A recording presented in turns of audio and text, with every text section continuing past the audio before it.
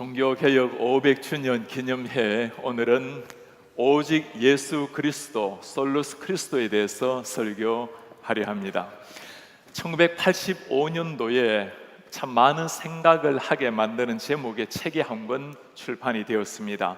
폴 니틀가 쓴 No Other Name이라는 책입니다. 1987년도에는 한국말로 번역이 오직 예수 이름으로만이란 제목으로 번역이 되었습니다. 책 내용이 특이해서가 아니라 책 제목 중에 물음표 하나가 특이한 느낌을 가지게 만듭니다.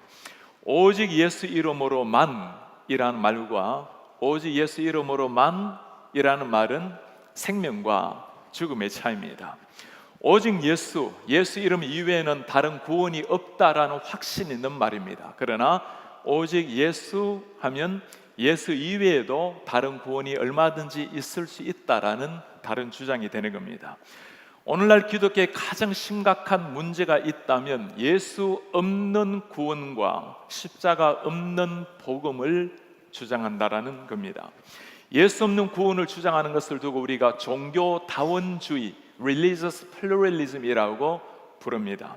예수 그리스도 이외에도 구원을 얻을 수 있는 다른 길이 많이 있다라는 주장입니다.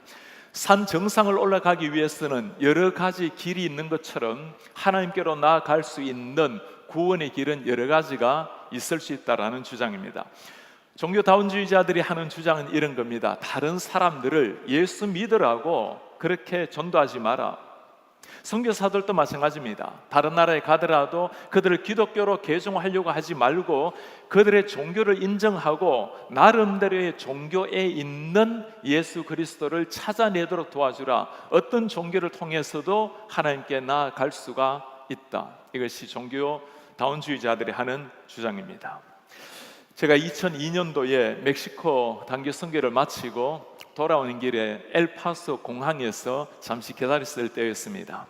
한 10명 정도 되는 청년들이 앉아있기에 다가가서 인사를 나누고 그들에게 복음을 전하려고 말씀을 꺼내는데 참 감사하게도 이들도 예수님을 믿는다고 고백을 해요. 그리고 마침 그들도 함께 수련회를 마치고 돌아오는 길에 다른 곳에 가기 위해서 비행기를 기다린다고 대답을 합니다. 얼마나 제가 이 젊은이들이 귀하게 보이든지 대화를 한참 나누는데 뭔가 좀 이상해요. 계속 이야기를 나누더니 우리도 예수 그리스도를 우리의 구원자로 믿는다고 그러더니 우리는 코란에 나와 있는 마호메트도 우리의 구원자로 믿고 불교의 부다도 우리의 구원자로 믿고 세상에 존재하는 많은 좋은 종교들의 가장 좋은 것들을 뽑아서 그걸 통해 하나님께 나아가는 걸 믿는다라는 아주 특별한 주장을 하는 걸 보았습니다. 한 곳에 치우치지 않고 모든 것을 모아서 제일 좋은 것을 가지고 신에게로 나아가려고 하는 사람들, 청년들이나 평신도만 이런 것은 아니죠. 지난해 우리 PCUSA 미국 장로교회 총회에서 참 너무나 가슴 아픈 일이 하나 일어났습니다. 목사님들이 모여서 1년에 한 번 하는 총회에 그 지역에 있는 이슬람교 지도자를 모시고 개회할 때 기도를 부탁을 한 겁니다. 알라의 이름으로 기도했던 사건. 총회장을 선출할 때 4명의 후보가 나왔습니다. 총회장에게 신앙 점검을 딱 하나 했어요. 예수 그리스도가 구원을 얻게 만드는 유일한 주님입니까? 그 중에 한 명만 예라고 분명하게 대답을 하고 다른 사람들은 예수 그리스도 이외에 다른 구원의 길이 있다라는 종교다원주의로 대답을 했습니다. 기독교가 유일한 해답이 아니고 다른 길도 있다라는 주장. 사람들의 눈에는 참 평화롭게 보일 수 있습니다. 오직 예수라는 이름을 외치는 순간 우리는 지성의 세계에서는 조롱거리가 되고 세상 속에서는 영적인 세계에서는 고난과 핍박을 각오해야 되는 순간입니다. 예수 그리스도 이외에도 무수한 길이 있다라고 주장하는 이 시대, 성경은 무엇이라고 말씀을 할까요? 다른 이로서는 구원을 받을 수 없나니 천하 사람 중에 구원을 받을 만한 다른 이름을 우리에게 주신 일이 없음이라. 다른 이로서는 구원받을 이름이 없다고, 예수 그리스도만이 유일한 구원의 이름이라고 성경이 분명하게 말씀을 하고 있습니다. 왜 그렇습니까? 하나님께서 우리에게 구원을 주신 유일한 길이 예수 그리스도 밖에 없기 때문입니다. 성경이 명확하게 신약 구약을 통틀어 구원 얻게 만드는 유일한 이름이 하나님의 아들, 우리의 죄를 위해서 이 땅에 오신 예수 그리스도 밖에 없다고 말씀하기 때문입니다. 태초에 아담이 범죄했을 때 하나님께서 하신 일이 무엇입니까? 아담이 범죄했을 때, 하나님을 대항했을 때 그를 포기하지 아니하시고 이미 태초에 하나님께서 창세 때 우리를 위해서 구원자를 약속을 해주셨습니다. 내가 너로 여자와 원수가 되게 하고 너의 후손도 여자의 후손과 원수가 되게 하리니, 지금 사탄에게 하는 말입니다. 여자의 후손은 내 머리를 상하게 할 것이요 너는 그의 발꿈치를 상하게 할 것이니라. 우리가 잘 아는 것처럼 여자의 후손은 내 머리를 상하게 할 것이요, 후손이라는 말이 우리말로 번역을 하면 좀 많은 사람들이라는 것처럼 여겨지지만 히브리 원문에 보면 여자의 후손인 그가라고 단수로 되어 있습니다. 이 후손은 복수가 아니고 한 사람을 가리키고 있어요. 사탄의 머리를 박살낼 그 한 사람이 누구입니까? 언젠가 이 땅에 올 메시아 예수 그리스도, 신약과 구약 모든 성경이 말씀하고 있는 하나님의 아들 메시아 예수 그리스도를 미리 타락 때부터 하나님이 약속을 하신 겁니다. 우리 예수님께서도 스스로 뭐라고 말씀하셨죠? 내가 길이요 진리요 생명이니 나로 말미암지 않고는 아버지께로 올 자가 없느니라. 예수님께서 친히 선언하신 말씀에는 우리가 더 이상 설명할 필요도, 각주를 달 필요도 없는 겁니다. 예수님의 분명한 말씀, 나 이외에는 하나님께로 올 자가 없다라는 선언이었습니다. 우리가 어린 시절에 많이 읽었던 동화 중에 햇님 달님 동화 여러분들이 기억을 하십니까? 깊은 산골에 어머니와 오누이가 살았어요. 하루는 어머니가 일을 하러 나갔다가 돌아오지를 않습니다. 중간에 오다가 호랑이에게 잡힌 겁니다. 먹여서 죽임을 당한 거예요. 호랑이가 어머니의 목소리를 가지고 문을 두드립니다. 얘들아, 내가 왔다. 호랑이라는 것을 발견하고 오빠와 동생은 빨리 뒷문으로 나가서 나무 위로 올라갑니다. 호랑이도 나무 위로 올라가려고 하니 방법이 없죠. 도끼를 가지고 나무를 찍으면서 올라옵니다. 다급해진 오누이가 하늘을 향해서 기도를 하죠. 하나님, 우리에게 새 동아줄을 내려주세요. 하나님이 동아줄을 내려주셨어요. 그걸 타고 올라갑니다. 호랑이도 나에게도 동아줄을 내려달라고 동아줄 하나 내려왔어요. 그거 타고 올라가다 중간에 떨어져서 죽는 이야기죠. 왜 그랬죠? 썩은 동아줄이었습니다. 오누이 올라가서 오빠는 해가 되고 동생은 달이 되었다라는 동화 이야기입니다. 아무리 하늘에서 수많은 줄이 내려온다 하더라도 그것 잡고 올라갈 수 있는 줄이 아닌 겁니다. 하나님이 주신 줄, 유일하게 천국으로 이끄는 동아줄 하나, 예수 그리스도의 줄밖에 없다라는 말입니다. 우리 예수님이 하시는 말씀이요, 내가 길이요, 내가 길이요, 그 위에 다른 길이 없다는 말씀입니다.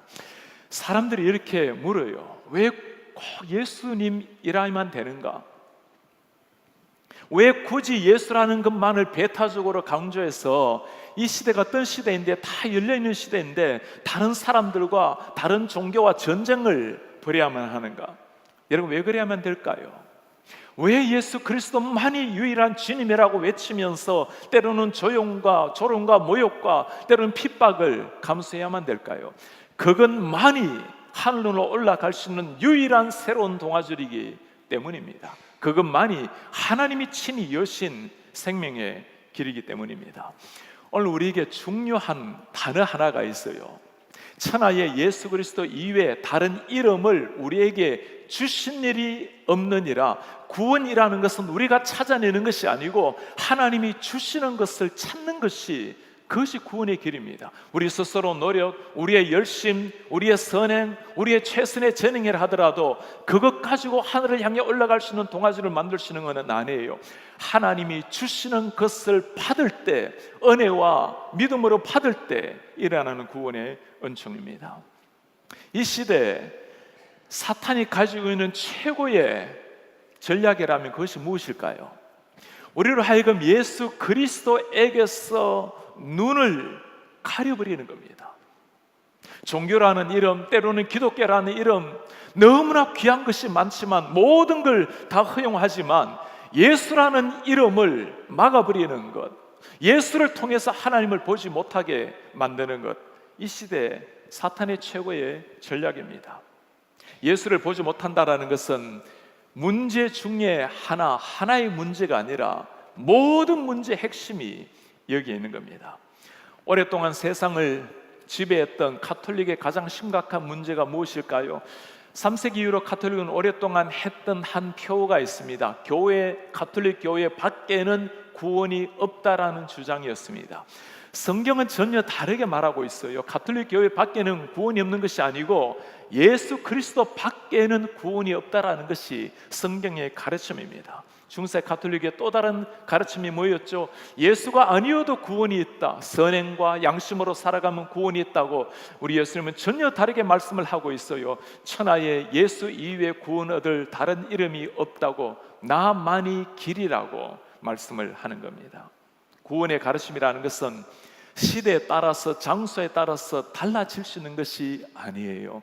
성경 그대로 따라가고 성경만이 구원을 보여주는 유일한 생명의 책입니다.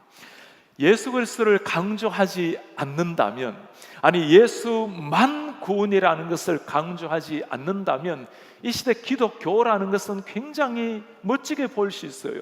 형제를 네 몸처럼 사랑하라, 이보다 더 아름다운 도덕이 어디에 있습니까? 이웃을 위해서 내 뺨을 대어주고 오리를 가고자 하면 심리도 가주고 세상 모두가 한 형제로 한 자매로 살아가는 것, 이것보다 아름다운 세상이 어디에 있겠어요?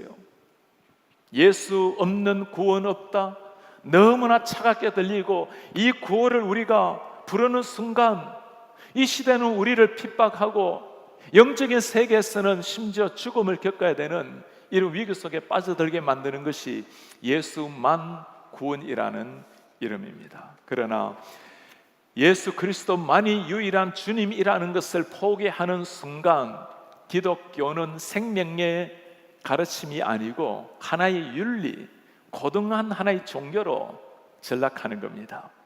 No other name, only the name of Jesus. 예수 그리스도만, 주님만이 구원이라는 이 외침을 외치는 게 이게 쉬운 일이 아니죠.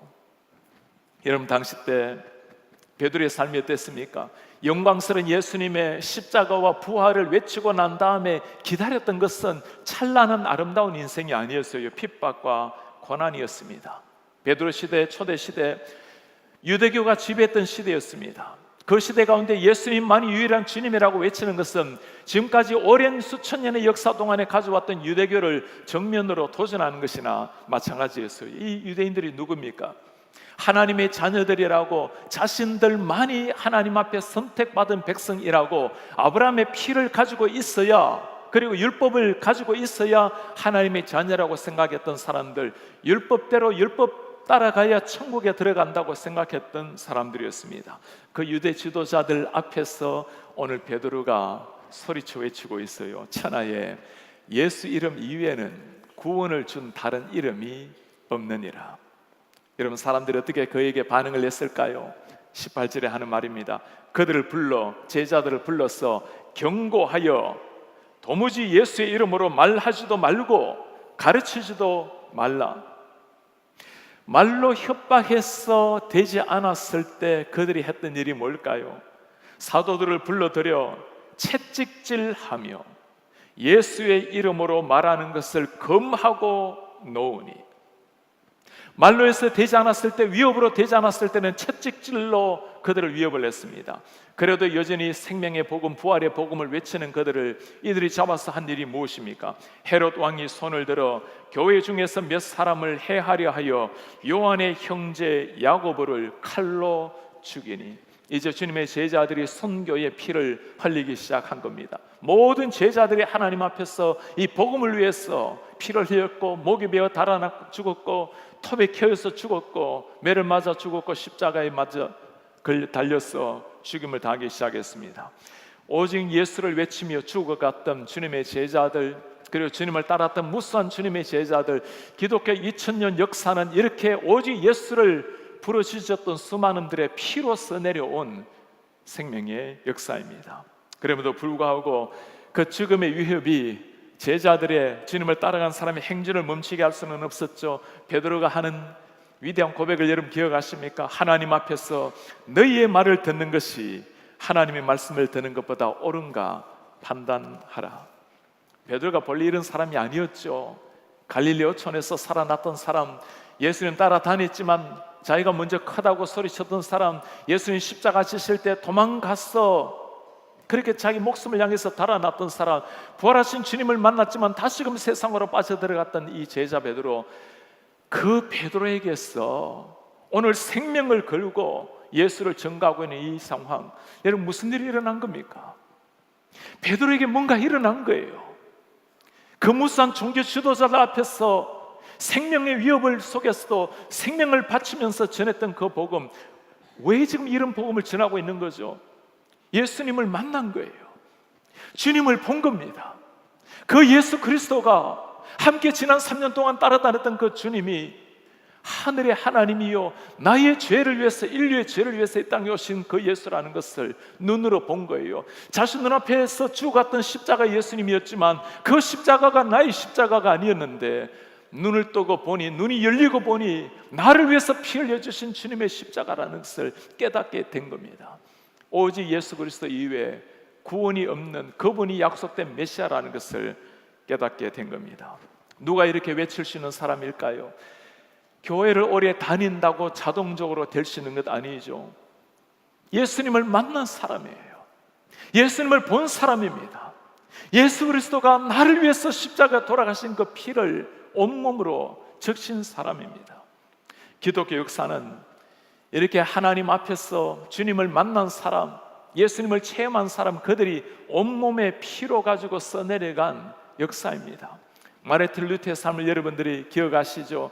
예수님을 만나고 난 다음, 성경에서 하나님을 만나고 난 다음 그의 삶이 어떻게 바뀌었습니까? 1521년 로마 황제 앞에 서서 신문을 당했던 루터, 그때 황제 앞에서, 로마 그 제국 앞에서 예수 그리스도만이 유일한 주님이라고, 성경만이 유일한 군이라고 외치는 것은 죽임을 당하는, 생명을 던져야 될 일입니다. 그로 말미암아 생명의 위협을 받고 피신해서 살아냈던 루터, 이 루터보다 100년 전에 이미 종교개혁에 씨앗을 뿌린 사람이 있습니다. 체코의 종교개혁자 얀 후세입니다. 체코의 종교개혁자, 이전에 구시가지 광장에 가면 하늘을 향해서 당당하게 써있는 얀 후세의 동상이 있어요.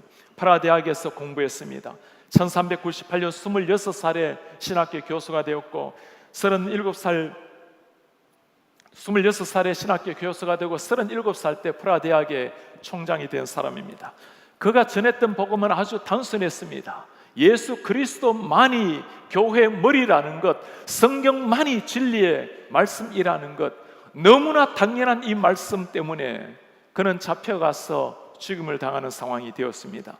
교황이 오류가 없는 교황 무호성이 아니라 누구든지 이 땅의 사람의 자녀들은 다 죄인이기 때문에 예수가 필요하다고, 죽임 당하기 전에 그는 교황 무호성을 고백하고 자신이 이제까지 외쳤던 것을 철회하면 목숨을 보장받으리라는 회유 속에서도 그는 흔들림 없이 하나님의 복음 들고 죽음의 거리로 나아간 사람입니다. 화형에 처하기 전에 그가 마지막 했던 결심문이 남아있어요. 진실한 기독교인들이여, 진리를 찾으라, 진리를 들으라, 진리를 지키라, 진리를 사랑하라, 진리를 말하라, 진리를 배우라, 그리고 죽기까지 진리를 수호하라. 그것은 진리가 너를 죄와 악마와 영혼의 죽음과 마침내 영원한 죽음으로부터 자유케 하기 때문이다. 이 진리가 있었기에 그는 생명을 얻었고, 이 진리가 있었기에 목숨을 걸고 진리를 옹호했고, 죽음의 화형식 앞에서도 미소 지으며 당당하게 죽어갔습니다. 43살에 1415년 프라하 광장 앞에서 그의 몸은 한 줄기 잿더미로 사라졌지만 그의 외침은 100년 지난 이후에 루터를 깨웠고, 그리고 지난 600년이 지나도록 우리의 가슴 속에서도 생명의 복음을 심어주고 있습니다. 기독교 역사의 수많은 믿음의 선배들, 그렇게 이 생명의 복음을 위해서 피를 흘렸고 생명을 바쳤습니다. 그 피가 있었기에, 그 진리를 위해서 삶을 드렸던 우리 선배들의 헌신이 있었기에 오늘까지 십자가의 복음이 우리에게까지 전수가 된 겁니다. 사람의 눈에 보면 참 어리석은 사람 같아요. 한 번의 생애를 그렇게 젊은 나이에 그렇게 예수만이 구원이라고 외치면서 이 땅을 떠나야 되는가? 그렇게 가족을 포기하고 자신의 생애를 포기하면서 그 젊은 나이에 인생을 끝내야만 되는가?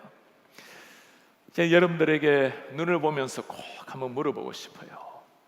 정말 누가 어리석고 바보 같은 사람일까요?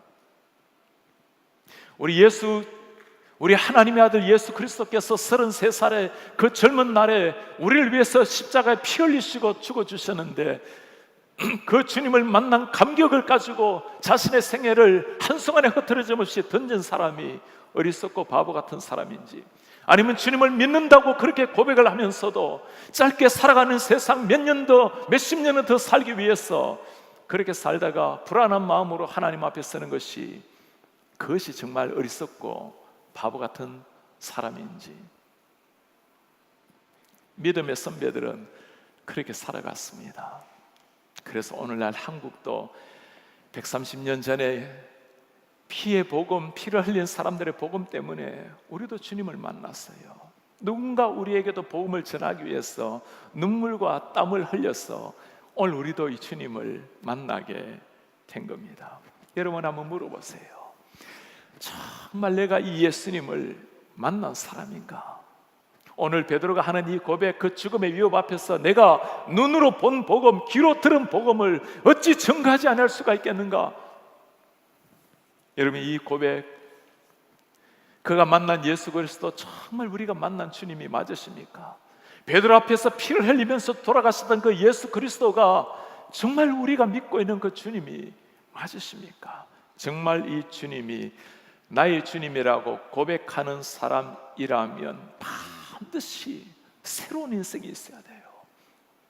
직접적이든 간접적이든 예수 그리스도 이외에 구원이 없다고, 한번 사는 생애, 바람처럼 살아가는 생애에 반드시 살아야 될 인생의 목적이, 분명한 방향이 있는 사람들입니다.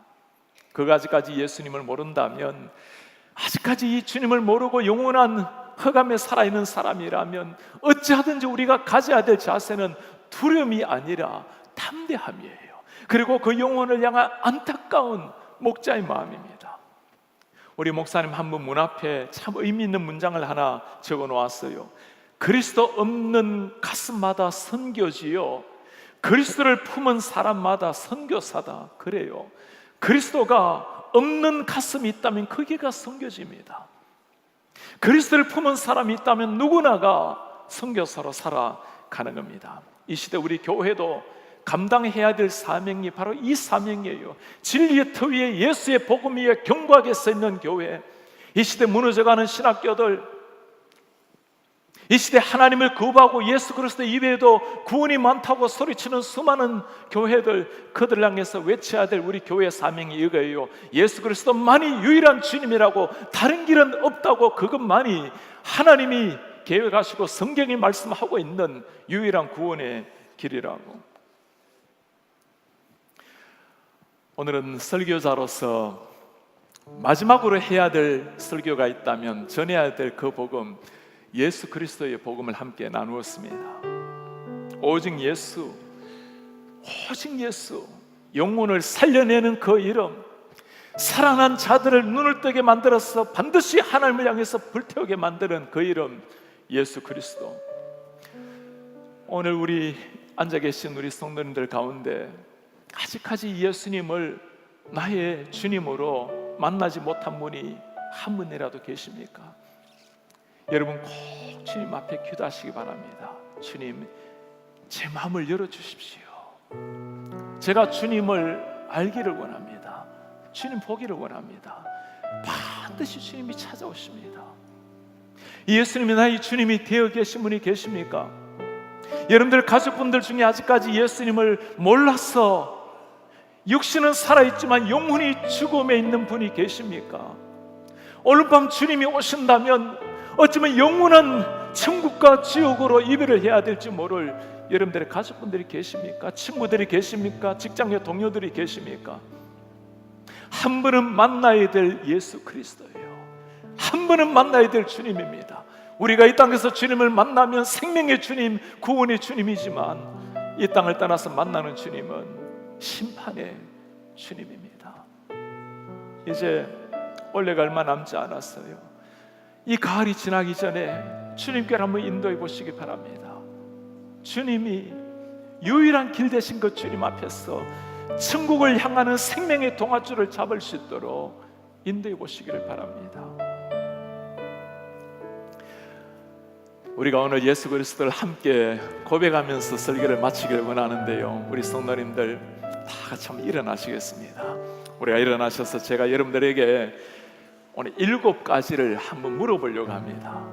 제 질문을 잘 들어보시고 정말 그 답이 예수 그리스도라면 여러분 질문마다 예수 그리스도라고 분명하게 여러분들의 신앙을 고백해 보시기를 바랍니다. 첫째입니다. 하나님이 타락한 인류를 구원하기 위해 보내신 분이 누구이십니까? 예수 그리스도. 우리를 죽음에서 구원하기 위해 십자가의 피를 흘리신 분이 누구십니까? 예수 그리스도. 다른 이로서는 구원을 받을 수 없나니 천하에 구원을 주시는 유일한 이름이 누구십니까? 예수 그리스도. 겸손한 마음으로 간구하면 하늘의 문을 여시고 반드시 우리에게 찾아오신 분이 누구십니까? 예수 그리스도. 신자가 호흡 있는 마지막 순간까지 전해야 될 그 이름이 누구십니까? 살아도 죽어도 우리가 그를 위해서 살아야 될 유일한 주님이 누구이십니까? 연약하고 부족하게 살았지만 세상을 떠나는 날 우리를 품 안에 안아줄 우리의 주님, 하나님의 아들, 그분이 누구십니까? 이분이 정말 우리의 예수 그리스도십니다. 이분이 정말 우리가 평생도록 살고 따라가야 될 그 주님, 오직 예수 그리스도십니다.